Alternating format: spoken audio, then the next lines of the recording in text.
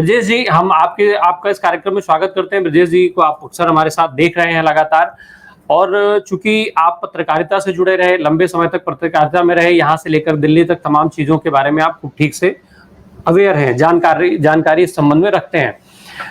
अभी जो ये बड़ा रिसफल हुआ, एक ताकतवर आईएएस के रूप में अवनीश अवस्थी जी यहाँ पर लंबे समय तक योगी आदित्यनाथ जी की सरकार में जुड़े रहे। जब योगी आदित्यनाथ जी ने 2017 में मुख्यमंत्री के तौर पर शपथ लिया था, तो उस समय अवनीश अवस्थी केंद्र में थे। कुछ ही समय बाद यहाँ उत्तर प्रदेश में आए और फिर एक मजबूत अधिकारी के तौर पर, योगी आदित्यनाथ के करीबी के तौर पर यहाँ पर स्थापित रहे। अब ये सेवानिवृत्त हो गए हैं, इनको सेवा विस्तार नहीं मिला है। ऐसे में इस मौके का सबसे बड़ा फायदा जो उठाया वो संजय प्रसाद जी को मिला है, जिनको आधा दर्जन से ज्यादा बड़े विभाग फिलहाल जिम्मेदारी के तौर पर दे दिए गए। अब एक बड़ा सवाल ये है जिसकी चर्चा है, हम थोड़ा सा संक्षेप में पहले से शुरू करते हैं कि क्या ये जो रिसफल है इसके क्या मायने निकाले जाने चाहिए, और दूसरा कि इससे सरकार की छवि में क्या सुधार आने की उम्मीद की जानी चाहिए। ब्रजेश जी। नमस्कार। अगर इस पूरे प्रकरण को हम देखते हैं तो ऐसा लगता है कि योगी जी की छटपटाहट तो है कि वो अपने तरीके से ब्यूरोक्रेसी को संचालित करें और पूरी सरकार पर एक मजबूत पकड़ बनाए रखें, लेकिन जो एक द्वंद्व केंद्र और राज्य का रहता है, अफसरों की लॉबी का रहता है, या पार्टी के अंदर जो गुटों का रहता है, जो आज के तबादले की सूची है वो द्वंद्व उसमें भी दिखाई देता है। इस घटनाक्रम से पहले, जैसा कि आपने जिक्र किया, अवनीश अवस्थी जी को योगी जी कार्यकाल बढ़ाना चाहते थे। केंद्र में लगातार देखिए कि मोदी जी जिन अफसरों पर भरोसा करते हैं, रिटायरमेंट के बाद भी उनका कार्यकाल बढ़ रहा है। एक बार नहीं, दो तीन बार उनके कार्यकाल बढ़े हैं और उनको अहम जिम्मेदारी दी जाती रही है। लेकिन यह मौका योगी जी को नहीं मिला। अपने सबसे भरोसेमंद अफसर को वो रिटायरमेंट से नहीं बचा पाए, उसका कार्यकाल नहीं बढ़वा पाए। एक तो इस द्वंद्व को शुरुआत से देखें, जो एक दिन पहले घटनाक्रम हुआ उनके रिटायरमेंट का। अब बात आती है कि पिछले योगी कार्यकाल 1 और योगी कार्यकाल 2 में इतने बड़े पैमाने पर अफसरों के तबादले, इतने बड़े संख्या से नहीं, बल्कि इतने जो अहम की पोस्ट पर बैठे आईएएस अफसरों के तबादले योगी जी ने एक साथ कभी नहीं किए थे, जो कि आज की सूची में दिखता है। इसमें से 4 या 5 जो हैं एसीएस रैंक के अफसर हैं, बाकी सब उनके इर्द गिर्द जो सत्ता प्रतिष्ठान को मजबूत स्थिति में संचालित करने वाले लोग हैं, उनको हटाया गया है, उनको अहम जिम्मेदारियां दी गई। सबसे पहले मैं बात करता हूं संजय प्रसाद जी की आप बात कर रहे थे। संजय प्रसाद जी निश्चय ही योगी के प्रमुख सिपह सलार के रूप में जाने जाते रहे हैं। पहले से वो प्रमुख सचिव मुख्यमंत्री रहे हैं, और प्रमुख सचिव मुख्यमंत्री या मुख्यमंत्री ऑफिस से वो इन विभागों को पहले भी देखते रहे। जो विभाग उनको अभी दिए गए हैं, चाहे गृह हो चाहे दूसरे हों, वो चीफ मिनिस्टर ऑफिस से इन विभागों के सेक्शन के इंचार्ज हैं।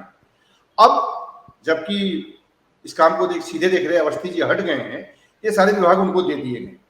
यहाँ तक तो चीजें एक भरोसेमंद आदमी के हटने पर दूसरे भरोसेमंद आदमी को काम देने लगी।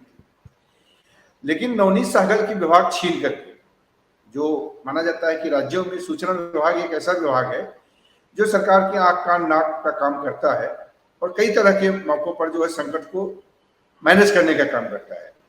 नवनीत सहगल जैसे भरोसेमंद अफसर को हटा करके यह विभाग भी फिर से संजय प्रसाद जी को दे दिया गया है, जबकि यह पहले अवस्थी जी से विभाग छीन करके नवनीत सहगल जी को दिया। अब इस रणनीति को समझने की जरूरत है। नवनीत सहगल क्यों हटाए गए? बेसिकली ये विभाग नवनीत सहगल को हटाने के कारण रिक्त हुआ। नवनीत सहगल और अवस्थी जी के बीच एक जो 36 का आंकड़ा था, जिसे अपने कार्यकाल के दौरान वो दोबारा से तो ठीक नहीं कर पाए, लेकिन जाते जाते कुछ ऐसा सेट कर गए कि नवनीत सहगल को अंतः मुख्यमंत्री को संट करना पड़ा। नवनीत सहगल खेल विभाग जैसे विभाग के सचिव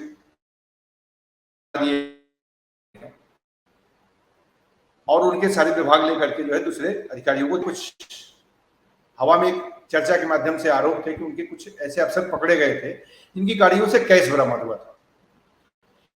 एकदम सीधे उसका कोई नवनीत सहगल से लिंक नहीं था, लेकिन वो अधिकारी उन विभागों से जुड़े थे जिन विभागों को नवनीत सहगल देख रहे थे। मीडिया के लोगों में चर्चा है कि हो सकता है कि इस मामले में किसी तरीके से मुख्यमंत्री तक ये बात पहुंचा दी गई, जो भी गाड़ियों में पैसा बरामद था उसमें कहीं न कहीं सहगल साहब का भी कोई न कोई भूमिका थी। लेकिन ये मार्च से इस मामले में और एक्शन लेने में माना जा रहा है कि 3-4 महीने निकल गए। नवनीत सहगल का जो फाइनल हटाक्षेप किया गया है, जो हटाया गया है, उसके पीछे सीधे सीधे पूरी मीडिया संवर्ग में चर्चा है कि कहीं न कहीं इसमें जो है अवस्थी जी का हाथ। दूसरे अफसर हैं अरविंद कुमार को भी इस सरकार में तवज्जो मिला है, उसने महत्वपूर्ण जिम्मेदारी मिली है। लेकिन इसी क्रम में जब हरिओम जी का नाम है तो फिर से लगता है कि कुछ कंट्रोवर्सी। हरिओम जी वो IAS अधिकारी हैं जो योगी जी को एक आंदोलन के दौरान गोरखपुर में गिरफ्तार किए थे, उनको जेल में डाला था, और जिस घटनाक्रम के बाद वो चर्चित कांड हुआ था कि संसद के अंदर योगी जी आंसू बहाए थे और कहा था मेरी जान को खतरा है, जिस अफसर की शिकायत की थी वो हरिओम जी। और जब से उत्तर प्रदेश में योगी जी की सरकार बनी है, हरिओम जी सल्टिंग लाइन में चल रहे थे। IAS अधिकारी हैं, उस घटना को योगी जी ने भुला दिया या योगी जी पर दबाव था कि हरिओम को एडजस्ट किया जाए, अंतर को समाज कल्याण विभाग में इस फेरबदल में चार्ज दे दिया गया है। अंदर खाने सूत्रों का कहना है कि प्रमुख सचिव SP गोयल जो है मुख्यमंत्री के, उनकी भूमिका इस रीइस्टेब्लिश करने में हरिओम को काफी है। IAS अफसर हैं, हरिओम जी ने कोई निजी या राजनीतिक विरोध के चलते ऐसा किया नहीं, जब बसपा की गवर्नमेंट थी उस समय, और DM के रूप में उन्होंने एक्शन लिया था। उस समय जो भी सरकार में होता है उस सरकार की बात माननी पड़ती है। यह बात शायद योगी जी को समझाने में सफल रहे हैं SP गोयल साहब, और SP गोयल साहब के प्रयास से ही माना जा रहा है कि हरिओम जो कि फिर से मेन स्ट्रीम में लाया गया और समाज कल्याण विभाग जैसे मंत्रालय की जिम्मेदारी दी गई। तीसरा नाम आता पार्थसारथी सेन शर्मा का। ये दिल्ली से वापस लौटे थे, वेटिंग में चल रहे थे, और उत्तर प्रदेश का एक भारी भाग इनको सीधे दिया गया है, प्रमुख सचिव चिकित्सा एवं स्वास्थ्य। हेल्थ डिपार्टमेंट का विवाद सभी को पता होगा कि पिछले दिनों जो तबादले हुए थे उसके बाद उप मुख्यमंत्री काफी आक्रामक हो गए थे अपने सचिव के खिलाफ। उनका कहना था कि बिना मुझे सूचना दिए इतने सारे तबादले कर दिए गए। मैं तो दिल्ली में था, मुझे जानकारी मीडिया से मिली कि मेरे विभाग में तबादले हो गए हैं, और उन तबादलों में गड़बड़ी का आरोप लगाते उन्होंने जांच की मांग तक कर दी थी, पत्र लिख दिया था, सचिव को ही कहा था इस मामले की जांच करें।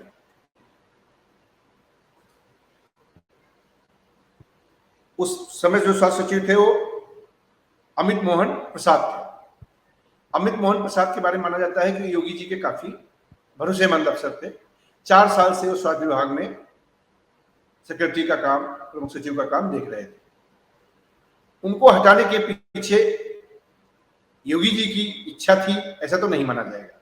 यहाँ पर पॉलिटिकल प्रेशर, जो दूसरी लॉबी है उसका प्रेशर काम दिखता है। उस प्रेशर के चलते योगी जी ने एक जो है स्पेस दिया है मंत्रियों को कि वो अपनी मर्जी से, अपने मन से थोड़ा सा काम कर सके, और उनका चूंकि दबाव था शुरू से कि सेक्रेटरी जो है उनसे इनकी नहीं बन रही है, उनको हटाया जाए, तो अमित मोहन प्रसाद को जो है वहां से हटा करके ट्रांसफर कर दिया, नया विभाग दे दिया गया। और ब्रजेश पाठक जी की मर्जी से तो नहीं लाए गए होंगे पार्थसारथी सेन शर्मा, लेकिन फिलहाल एक नए सेक्रेटरी के रूप में लाए गए हैं। पार्थसारथी सेन शर्मा सेंट्रल से गए हैं, और सेंट्रल के जो बीजेपी का बड़े पदाधिकारी है उनसे उनकी ठीक ठाक ट्यूनिंग है। इसे माना जाए कि पार्थसारथी सेन शर्मा को यह विभाग कहीं न कहीं सेंटर की हस्तक्षेप, दबाव या सिफारिश जो भी कर लीजिए उस आधार पर मिला हुआ है।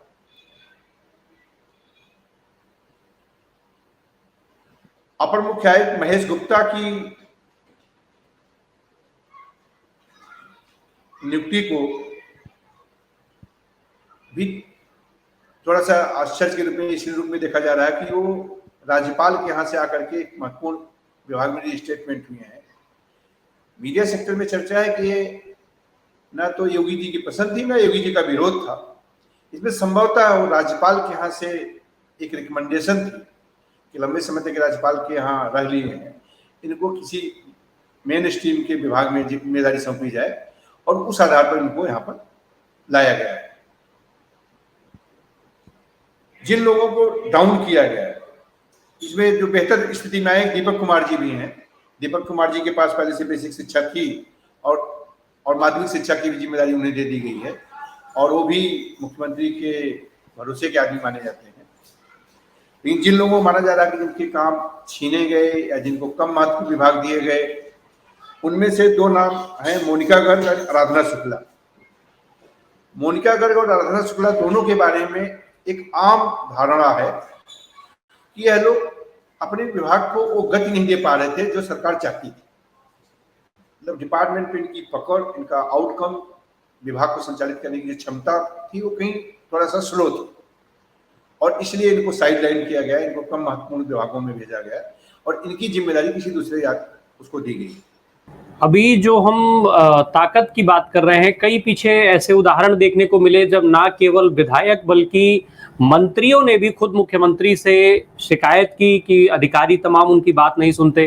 कुछ कंप्लेन यहां से लेकर के और प्रधानमंत्री पीएमओ तक पहुंच गई कि अधिकारी यहां उत्तर प्रदेश में उनकी बात नहीं सुन रहे हैं। ऐसे में अभी जो प्रबल जी बात कह रहे थे कि ये इससे लोकतंत्र को खत्म होता, लोकतंत्र जो है वो खत्म होता दिखाई दे रहा है।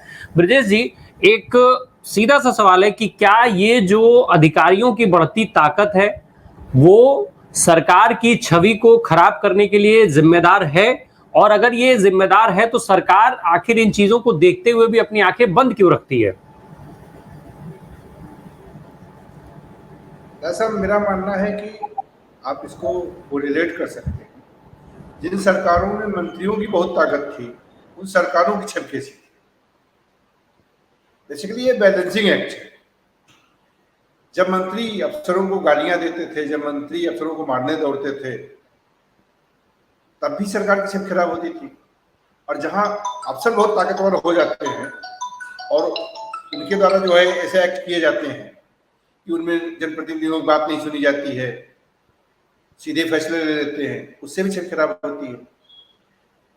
अधिकारी और जो चुने हुए जनप्रतिनिधि हैं, उनके पास जब तक बैलेंस नहीं होगा तब तक ये समस्या पैदा होती रहेगी। और मोटा मोटा उत्तर प्रदेश में माना जाता है कि जब बीजेपी की गवर्नमेंट आती है तो जनप्रतिनिधियों की तुलना में अफसरों को तवज्जो ज्यादा मिलने लगती है, और जब सपा और बसपा की सरकार होती है तो जो राजनीतिक रूप से लोग होते हैं और जो समय के नेतृत्व के खास होते हैं, उनकी इतनी ज्यादा चलती है कि अफसरों को मतलब केवल उनकी यस में यस करना पड़ता है, नो में नो करना पड़ता है। अब ये दोनों जगह समस्या होती है। आप समाजवादी पार्टी की सरकार में देखे होंगे और बसपा की भी सरकार में देखे होंगे कि कुछ लोग पूरी तरह से इतर, उनको कहा जाता था कि इस जिले के मुख्यमंत्री फला है, हर जिले में चीफ मिनिस्टर होता था, जिले का चीफ मिनिस्टर बोलते थे उसे। उस जिले को जो बोल देता था वही लॉ होता था, वही कानून होता था, डीएम को वही करना पड़ता था, एसएसपी को वही करना पड़ता था। बीजेपी गवर्नमेंट में यह क्रम टूट जाता है। बीजेपी की गवर्नमेंट में थोड़ा सा अफसर को ज्यादा अधिकार दे दिए जाते हैं, और कई बार अफसरों की रिपोर्ट पर नेताओं को भी डांट फटकार पड़ जाती है। एक कल्याण सिंह के टाइम से शुरू हुआ था। कल्याण सिंह ने अफसरों को काफी तवज्जो दी थी, और शायद वो रणनीति पूरे बीजेपी में है। बीजेपी अफसरों पर भरोसा करती है, लेकिन इससे ही अफसर भी इस बात का फायदा उठाते हैं जब वो देखते हैं कि मेरी बात सुनी जा रही है और मेरी शिकायत पर जो है जनप्रतिनिधियों की स्थितियां तय हो रही हैं। ऐसे में हमने देखा कई बार पॉलिटिकल लोग जो है, जो अच्छी पहुंच या अच्छा संपर्क रखने वाले अफसर हैं, उनके माध्यम से अपनी इमेज ठीक करते हैं, सरकार में अपनी पावर बढ़ाना चाहते हैं कि उनको अच्छी जिम्मेदारी दी जाए। यह स्थितियां होती रही जी। भले ही वो सेंटर से आए हैं, पर यहाँ जो खबरें आती हैं, खबरों के हिसाब से योगी जी के साथ उनका अभी तक कोई मतभेद निकल करके सामने नहीं आता है। खैर, हम लोग जरा चर्चा को और आगे बढ़ा लें। हम लोग ब्रजेश जी, अभी जो हम लोग बात कर रहे थे कि सेंटर से आते हैं और ये सारी चीजें, मतभेद और ये सब ठीक है, और साथ में जो जैसा अभी शरद सर ने कहा कि छवि से इसका कोई लेना देना नहीं, लेकिन क्या ये जो जनप्रतिनिधियों से ज्यादा वैल्यू उनको दी जाती है, उसका असर जो सरकार के ऊपर तो पड़ता ही है, जनता के ऊपर भी खूब ठीक से पड़ता है, जनता ही उसका नुकसान उठाती है। ऐसे में सरकारें आखिर किस तरीके से जनप्रतिनिधियों के साथ सामंजस्य बनाने का काम करें अधिकारियों को, जिससे ये अधिकारी भी उतने ही जिम्मेदार माने जाएं जितने जनप्रतिनिधि, और जनप्रतिनिधि भी उतने ही जिम्मेदार माने जाएं जितने अधिकारी, और दोनों की वैल्यू समान हो पाए।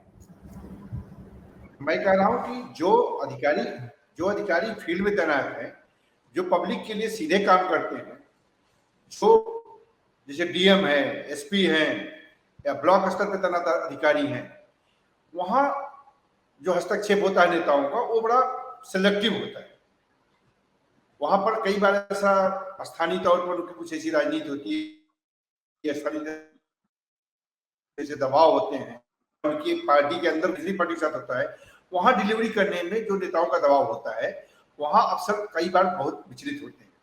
वहां वो संरक्षण वहां जरूरत होती है अधिकारियों को हाई लेवल पर, कि जब वो डिलीवरी कर रहे हों तो लोगों में मैसेज ये ना जाए हम किसी एक व्यक्ति के लिए, किसी एक नेता के लिए काम कर रहे हैं, बल्कि हम क्षेत्र की पूरी जनता के लिए काम कर रहे हैं। और शायद वहीं डिलीवरी को लेकर विवाद भी होता है। बाकी जो लोग लखनऊ में बैठे हैं वहां तो बड़ी बड़ी डीलिंग की बात होती है, सरकार में वहां पर सीधे पब्लिक की डिलीवरी की बात नहीं होती है। वहां तो सरकार को बचाने, गिराने, सरकार की नीतियों को प्रभावित करने की बात होती है। जब मैं बात कर रहा हूं कि सरकार ज्यादा तवज्जो देती है अफसरों को, तो जो जिलों में तैनात अफसर है, आज की डेट में देखें तो जो डीएम और एसएसपी हैं वो ज्यादा ताकतवर महसूस करते हैं। और पहले ये होता था कि विधायक तो एक बड़ी चीज होता है, एक कोई मंडल का पदाधिकारी है, कोई एक जो है जिले का पदाधिकारी है, कोई किसी एक मोर्चे का पदाधिकारी है, सत्तारूढ़ दल से अगर जुड़ा हुआ है, तो डीएम और एसपी के ऑफिस में इस तरह की जाता था जैसे उनके कारिंदे हों, उनको सीधा आदेश देता था, डीएम साहब आपको करना है, एसपी साहब आपको करना है। और जो करने के लिए बोला जाता था वो कानून कितना सही है, कितना गलत है, उसका लोगों पे क्या इम्पैक्ट जाएगा, उस पर बोलने तक का अधिकार नहीं होता था अफसरों को। बीजेपी गवर्नमेंट में थोड़ा इस पर लगाम है। अगर वह नैतिक रूप से, अगर वह कानूनी रूप से बहुत गलत काम के लिए कह रहा है, तो अफसर को अधिकार है धीरे से वह बात जो है ऊपर तक पहुंचा दे। और ऐसे में बीजेपी के लोग रिएक्ट करते हैं, अपने जो सरकार से जो जुड़े लोग हैं, जो पार्टी के से जुड़े लोग हैं, उन तक बात जाती है कि फला आदमी आपका जो है गलत कर रहा है। जैसे अभी देखिए नोएडा में कांड हुआ था वो त्यागी का, उसने एक महिला को गाड़ी दे दी। आप उम्मीद करिए एक सपा गवर्नमेंट में अगर आदमी होता, वो पहले सपा की सरकार में भी था, सपा समाजवादी पार्टी में भी था, तो क्या इस तरह से एक्शन उस पार्टी के कार्यकर्ता के खिलाफ होता? शायद नहीं होता। लेकिन इस मामले में बीजेपी का थोड़ा सा चेहरा यहाँ पर जो है ये रहता है कि अफसरों की रिपोर्ट पर वो भरोसा कर लेते हैं। अफसरों की एक जवाबदेही होती है कि अफसरों को आप अंकुश लगा सकते हैं, लेकिन हाँ, जब इसमें बैलेंस नहीं होता है तो अफसर करता क्या है कि फिर वो स्थानीय नेताओं के काम को हर तरीके से टालना शुरू कर देता है। और फिर उसमें एक असंतोष होता है कि अब जब मेरी पार्टी सालों बाद सत्ता में है, अभी मेरे काम नहीं हो रहे हैं। इससे ज्यादा काम तो लोग बोलते हैं कि समाजवादी पार्टी के कार्यकाल में मेरे हो जाते थे या बसपा के कार्यकाल में हो जाते थे, अब मैं भाजपा में हूँ फिर भी मेरी नहीं सुनी जा रही है। वो एक असंतोष होता है निचले लेवल के अफसरों में। वो असंतोष बीजेपी में कई बार दिखता है। उससे बचने के लिए एक दबाव बनाया जाता है कि अफसरों की पावर को कम किया जाए, अफसरों को इतनी छूट न दी जाए, वो स्थानीय नेताओं की बात ना माने। इनमें एक बैलेंसिंग एक्ट है, इस पर सदैव सवाल उठते रहेंगे। आप कहीं पर पाएंगे कि नेता गलत है, कहीं पर पाएंगे कि अफसर गलत है।